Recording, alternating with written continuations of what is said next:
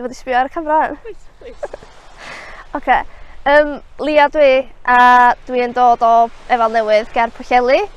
Dwi yn gweithio i Dementia Go, sef prosiect Cyngor Gwynedd ar gyfer pobl sydd yn cael ei effeithio gan dementia.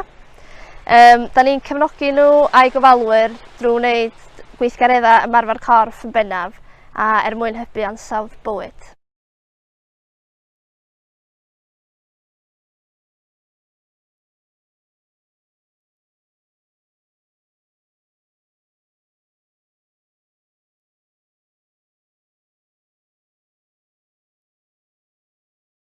I ddechrau eisiau i Ysgol Glan y Môr, Pwllheli. Eisiau ymlaen o'r ysgol i Coleg Meirion Dwyfor yn Pwllheli, lle o'n i'n astudio bywydeg, cymdeithaseg a ymarfer corff. Wedyn eisiau ymlaen i Brifysgol Cul ar gyfer gwneud cwrs physiotherapy. Oedd o'n wych, ond yn anffodus, dwi'n meddwl nes i'n joio Freshers Week gormod a eisiau'n sal, so o rai fi ddod adra. Doedd hynna'n ddrwg o beth, achos heblaw am hynny dwi'n meddwl swn i wedi cyrraedd lle ydw i heddiw a dwi'n rili yn mwynhau beth dwi'n neud.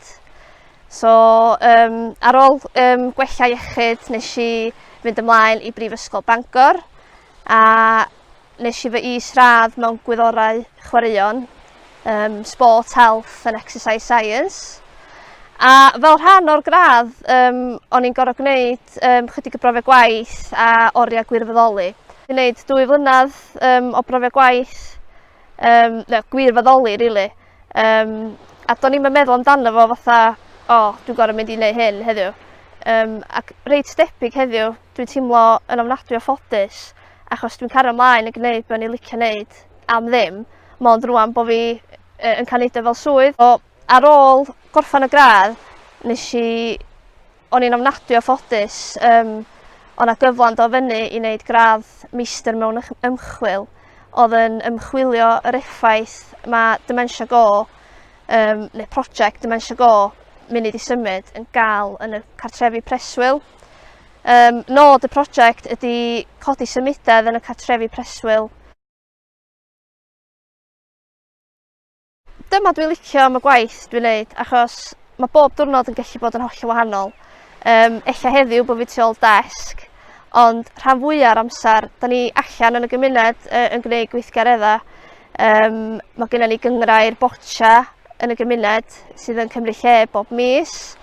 A da ni jyst wrthi yn gwneud wahanol bethau, rili. Digwyddiadau arbennig, y dosbarthiadau cymunedol, y gwaith efo'r cartrefi preswyl. So, mae'n hollol wahanol a dyna dwi'n licio. Ar hyn o bryd efo'r Covid, mae yna ddipyn mwy o eistedd tu ôl desg achos bod ni'n cael mynd allan i wneud pethau hefo'r pobl. Lot o cyfarfodydd Teams sydd wedi bod yn reit dda achos da ni'n cael gwneud cysylltiadau newydd hefo pobl eich sa'n ni'n mynd fel arfer. Dwi hefyd yn cymryd rhan mewn webinars sydd yn cael eu cynnal gan pobl sy'n byw efo dementia. A da ni fel arall yn cadw cysylltiad hefo'n pobl drwy galwadau ffôn, da ni'n brysur yn sgwennu newyddlen, a da ni newydd ddechrau gwneud dosbarthiadau ymarfer corff drwy Zoom. Be dwi'n fwynhau mwyaf am y swydd neu am y rôl ydy bod ni yn gwneud gwahaniaeth mewn bywydau.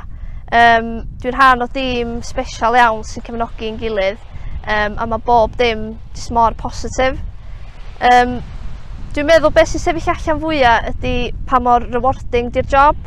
Mae'n blesar cael gweithio gyda pobl sydd hefo dementia a maen nhw'n bobl jyst arbennig iawn.